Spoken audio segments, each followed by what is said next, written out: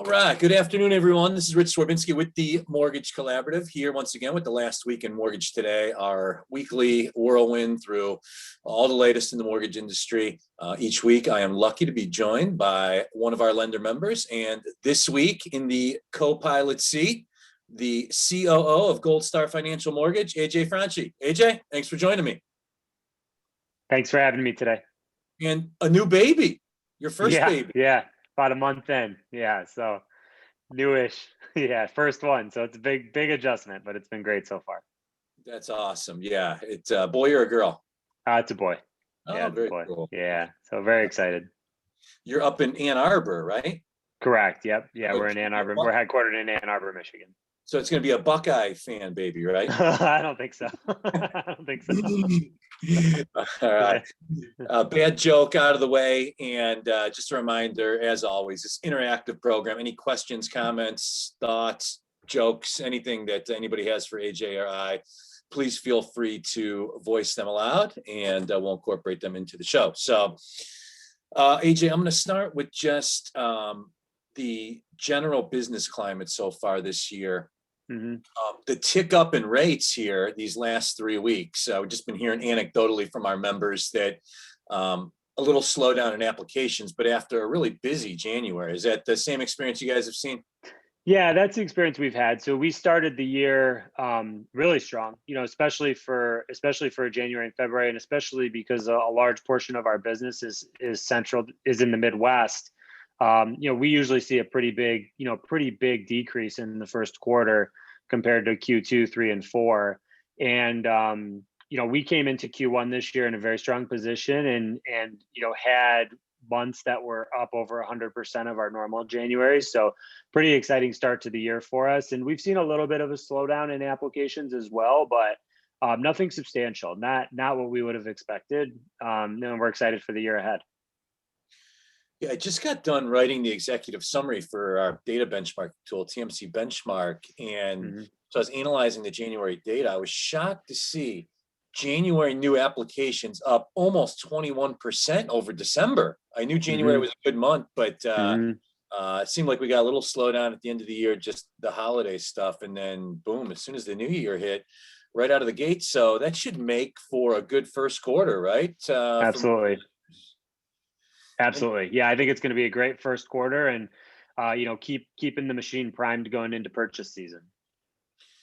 And then how are you looking at the year, I guess, just in general? I mean, we've been talking about it on this show, throughout the latter part of last year and in the beginning part of this year. I think most economists projected a good year for the industry, down 20-25% from last year. Refis cut about in half. Purchases up between 5 and 12%, depending on who you're looking at. But your general outlook for 2021, just broadly. Yeah, so I would say for 2021, we're discussing internally, we don't expect it to be as big of an overall mortgage market this year as it was last year. I think last year was, I don't want to use the words once in a lifetime because you say that and then it happens again. But last year was obviously exponential numbers, bigger than we ever expected going into 2020.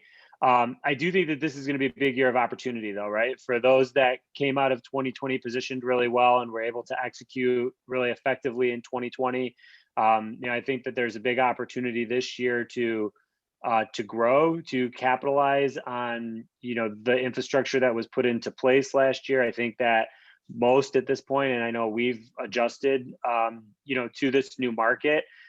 There was some initiatives going into 2020 that we were already working on that, were exasperated by, a lot of the market changes that hit us pretty rapidly. And then there were some new things that we were forced into that now have positioned us for growth in 2021. So, I think it'll be a competitive year, right? I think there's going to be a lot of people jockeying for market share, right? Nobody ever wants to do less. Likely will probably lead to a bit of margin compression as it always does. But, overall, I think we're excited for the year ahead. I'm excited for the year ahead. And I think there's going to be a lot of opportunity, just to continue to drive our business forward. This is the last week in Mortgage Today. My name is Rich Swerbinsky with the Mortgage Collaborative. I'm joined by AJ Franchi, the Chief Operating Officer for Gold Star Financial Mortgage out of the state of Michigan. And AJ, you mentioned something that we've heard from our members really pretty consistently, and that was, I think everybody, you go back a year ago, and I think a lot of lenders had a lot of different initiatives that they had planned for 2020. If it was new Mhm. technology, new platforms, new origination channel, what have you. We get the pandemic and then the crush Yeah. of volume that follows, and Yeah. it's Yeah. hard to do anything, right, outside of just close loans. And what we've heard from our members here in February is that the little uptick in rates, the little, it sounds like you guys haven't had a big drop off, but gives lenders an opportunity to start to dig back into those initiatives that maybe that they had on the drawing table for 2020. Is that the same experience you're having? Yeah, I mean that I think that that's the experience we would have. I would echo though that one of the things that we really focused on even last year was not losing the year, right? To for initiatives, for continuous improvement of the organization, for development of the organization. We moved some things around in terms of priorities based on what we felt we needed at the time. But I would say for us, is it easier now to execute on projects? Yes. Is it different? Absolutely. We're still in a work from home stature, and so we've had to change the way we collaborate, change the way we work on projects. I think it's been important. It's been an important adaptation for our organization. But even last year, we tried to, although it was easy to get lost in all the volume, we tried to maintain that continuous improvement core value, and continue to introduce improvement initiatives throughout the year and those projects throughout the year, because you're never going to get back time, right? And so we were adamant that we weren't going to lose a year of improvement. And so some of the things that we're working on now are just second iterances of things that we put in place last year, but definitely have a little bit of breathing room for sure. Emerging technology. What do you Sure. see as the future of the industry? The tech that is not here yet, at least broadly, that you see will Mhm. really change the face of our industry in the months and years to come. Yeah, I mean, I think the one piece of technology that I think it is here and it's been talked about for years, but I think it's still it's still not overly adopted or overly prevalent. And I think last year really was interesting to see it catapult and how much market circumstances can drive it, is e-closing, right? Electronic closing. That was a big hot button last year. I know a lot of people talked about it. There's still a lot of limitations though around liquidity of that paper. If you have electronic notes, et cetera. And I think that there's a lot of downline impact around electronic notes that people don't talk about, right? Yeah, obviously there's shipping advantages to it, and that streamlines a lot of that shipping process. Everybody talks about electronic closing from the consumer experience, and the consumer experience is the most important thing, but it isn't the only thing that electronic closing enhances. It also really streamlines your shipping and delivery. You no longer have notes coming into the office. You're picking up a lot of time, shipping notes back and forth. But the other thing that it really improves is any OCR and document management technology, right? Because now those are really high quality documents. You're not worried about what's being printed at the title company to then drive the quality back end to really do some of that PDF sorting that sounds like basic blocking and tackling, but you need for everything. You need for servicing uploads. You need for QC. It has an operational um, impact across your entire organization, just how you handle physical documents.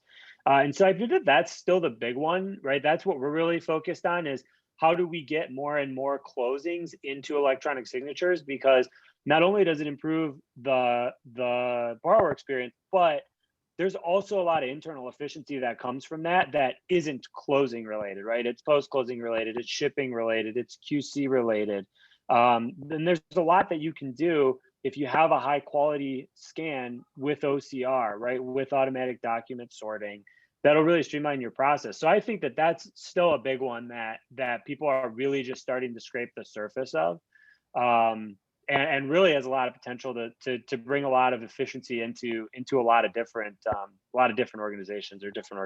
So I would say that that's the big one. I think that the other thing that companies are always focused on, and I know we are as well, is cost of customer acquisition, right? And how can you leverage technology to better generate leads. Geofencing is a thing that I've been hearing a lot about lately, getting more targeted with your consumer acquisition. So I think that's going to be another big focus for companies is, how do I bring my cost of customer acquisition down, especially as margin continues to compress, because that's usually a company's biggest expense is the customer acquisition, marketing expenses and lead expense and everything else. And so, I think that will continue to develop and enhance. And you'll see maybe technologies from other industries that aren't really used prevalently in mortgage move into the mortgage space, right? Because it's a very lucrative space. Absolutely. I was listening to MBA President Bob Brokesmith yesterday, was on CNBC. And, it's always interesting to see when him or other industry leaders are on national programs like that, where they kind of go at the line of questioning. Obviously they talked right away about the uptick in rates and how he felt like that would impact the refinance market. But then immediately really launched into a line of 5 or 6 questions in and around inventory and ballooning home values. Hmm. Bob's a pro. I thought he fielded the questions really well, but I'm always curious to see the perspective of people in your seat, running independent mortgage banking companies across America. New home sales data recently came out for January and beat expectations, was up about 4 or 5% month over month. The average new home sale price, though, was pretty considerably over $400,000 on a new home build. I think that was up about 7% year over year versus last January. You're in Michigan, I'm in Ohio. I'm assuming the market's somewhat similar. Not a Hmm. lot of homes on the market. They're Yeah. flying off within a week. How do you view, though, this part of our industry? Inventory has been an issue for a while in the residential lending industry, but it feels like it's coming more to a crux now. Case-Shiller Home Price Index came out last week. Home values nationally up 10.5% year over year. Is this too much too soon? Is the lack of inventory causing values to appreciate at an unhealthy rate? How do you view this dynamic? Yeah, I think my general thought is that markets are efficient, right? I think that the market will correct. You'll have dips here and there to correct for affordability. I think that the big headwind that's coming now partially is inventory, but it's also going to be rates, right? The change in affordability or qualification for consumers as rates continue to increase. What we're experiencing in Michigan, though, I see it with our customers every day, and part of what is creating the inventory shortage, or I guess adding to the inventory shortage, is that we have a lot of people effectively moving home, right? People that have moved out of states for jobs, have moved out of state to work at other companies. Um, People that are my age. I got out of college. I finished college 2008. Job market in Michigan across the country wasn't great. In Michigan, it was terrible. A lot of my friends moved away, right? People that or people my age, or people that I went to high school with. But what happens, we're all having kids now, and they all want to be close to their parents, and so they're all coming back. And with this work from home dynamic change, they have the option to, right, and maintain their career and maintain their job, and are no longer going to be at a disadvantage not being in the office, because a lot of people aren't going to be in the office. At least that's the short term outlook that they have. And so I think inventory is a headwind. I think it's always, there's never enough, right? Even if there is inventory, it's never the inventory that you want or that you need. But honestly, I've been hearing inventory shortage for the last 5 years. The market tends to adjust to it. The homes will be there. I think that the big concern is affordability, though, and just what happens to the affordability of homes. But again, I also believe that the market will eventually adjust to that, and home values may come down, a bit to make sure that people can continue to get into those houses. But it is an issue, that's for sure. I think new home sales is it's a challenge for sure. You mentioned it a little bit at the outset of the conversation. Margins are going to compress, obviously, right? Last Sure. year, it was, Yeah. a boon Well, of we've all lived volume. through it before. Yeah. I mean, we've all lived through it We've before. been Yeah. we've been through this roller coaster before. Last year was the most favorable, probably margin environment. We, Well, and the truth is, Rich, is because I talk to a lot of other people that run companies, and everybody will tell you they're going to do the same amount of business this year as last year. When you ask how, they're going to say, oh, we're going to take market share. Everybody says that. I hear it from everyone, which is fine. But the only way you're going to take market share is to compress your margin, right? I mean, you can recruit, you can do all of that, but at some point it becomes a margin discussion as well. And so, anyways, I didn't mean to cut you off, but no, I've been through this cycle 3 times now, so it's difficult. it's a great, it's a great point and leads perfectly into my next question. As I kind of look to get your thoughts on the competitive climate as we move forward here, just in talking to some others that feel like, once things turn, and who knows if this uptick in rates could be the start of it, who knows, but that, when we get to the other side of the fence here, that you're going to have what others have said, the most competitive climate maybe we've ever seen, because you've had a Sure. lot of lenders that grew and scaled and added people and made Hmm. truckloads of money last year that are looking, like you said, to maintain their volume levels and, Yeah. to satiate all the operational growth that they've experienced. And, you have a lot of big lenders that are going public, scaling, trying to grow nationally.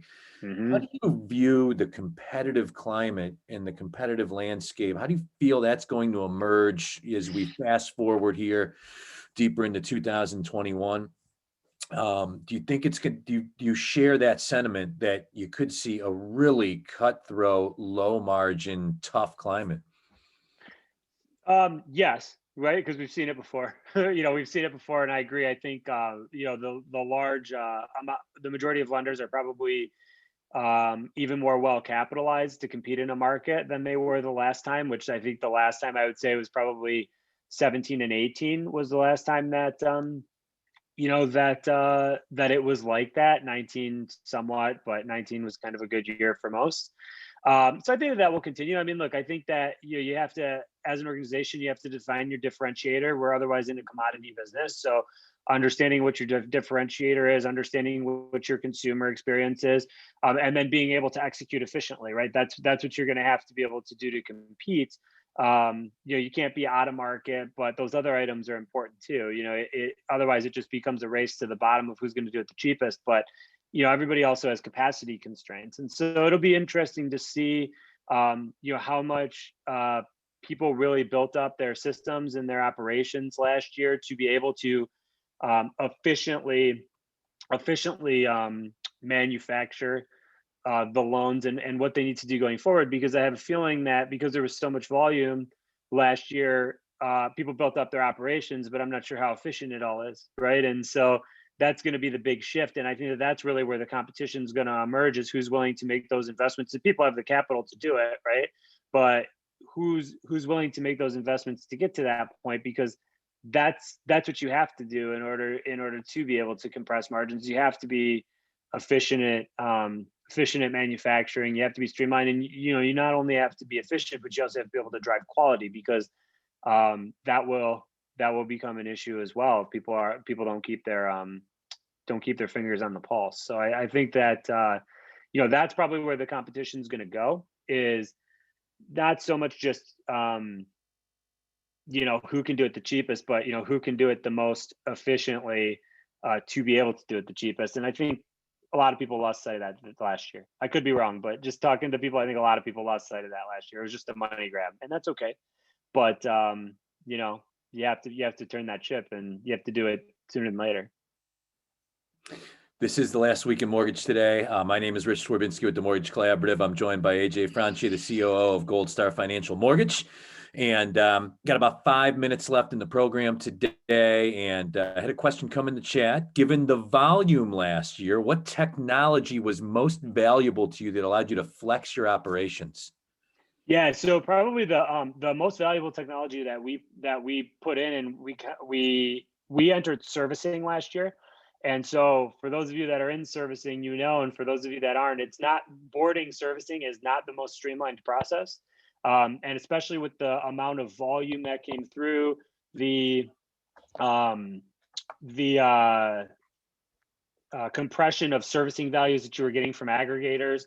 We boarded quite a bit with Fannie and Freddie, and in order to do that efficiently, we had to put in OCR technology to break up closing packages and then restack them in the proper order, and do that in an automated fashion to make sure that we were on top of our servicing uploads. So again, not sexy, but probably the most important and the most used item that we had last year, because that was a big shift for us organizationally.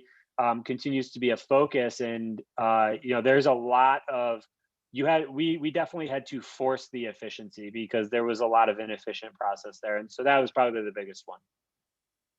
Excellent. And, any other questions or comments anybody has? This would be the time for them. I got a few minutes left here on the last week in mortgage today. First time home buyer potential tax credit, something that's been bandied about quite a bit, was part of the Biden housing plan. Hasn't Mhm. spoken too much to it since taking office. Been some differing opinions from co-hosts we've had on the show about it. Some that like it because of, I think it was a year or so into Obama's term.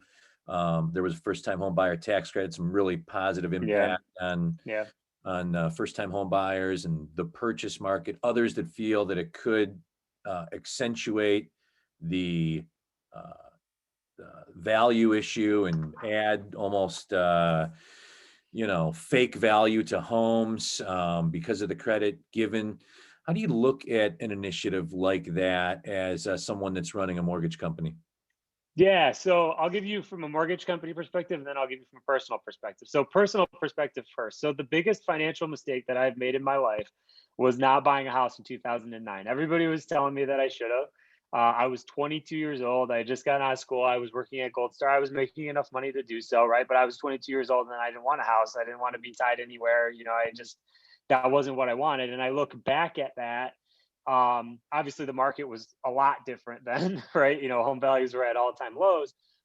But that was an opportunity to build wealth at a young age that I just missed, right? And so when I look at a tax credit now, um, I think there's a lot of positives to that, right? I think it incents young buyers, or at least gets them thinking about or looking at home ownership in a way that they otherwise might not be looking at. And from a mortgage company perspective, I think it's partially our responsibility, and we've always viewed it our responsibility to educate people on the values of home ownership, on the value of home ownership, and why it's important for their financial future and the financial picture, et cetera. And so I look at this as just, a conversation starter more than anything. Now, I do agree that it's going to bring more buyers to market. And, that could accentuate the home value, the home value. Um, I don't want to use the word crisis. I don't really believe it's a crisis. I think homes appreciate, home appreciation, I think, was reasonable until maybe 2020, but also I would say that that's anomalous. We see it with our customer base, people moving back to Ann Arbor, people moving out of city centers. But I think that the other thing, and maybe the positive of that, is that you're getting a wealth redistribution across cities, right? Where you had even bigger crises in San Francisco, where you had affordability crises, and maybe this solves for some of that. It's not great for the people that bought at top dollar, but if you can spread that out across the country, that's probably better for everybody. And organizationally, that's why we really focus on geographic diversification, so that we can take advantage of that and not be too tied into one market. Um, so I think overall, I think it's positive. I think that there's always going to be a disparate impact that you can't totally see, but if it's explained responsibly, uh, I think it gives a lot of people a great opportunity to really jump into homeownership at a young age, which is really going to set them up, going forward. And again, I think as companies, we have the responsibility to educate properly. And it, just because you get $15,000 doesn't mean homeownership is for you. But that's a nice boost if it is, right? That's a great start. So Outstanding. AJ, I greatly enjoyed the conversation. Really appreciated your perspective on some really critical issues facing our industry as we head into 2021. And really appreciate you joining TMC, one Yeah, of our happy to newer do it. members. Yeah, we've been a great experience so far. I appreciate you having me. Absolutely. And I want to thank all of our attendees for taking some time out with us. And of course, as always, we'll be posting this to our YouTube channel and our podcast network, where I know a lot of others listen through those mediums. But until next week, same time, same place, every Tuesday, 2 p.m. Eastern. This is the last week of Mortgage Today. Thanks and have a great weekend, everybody.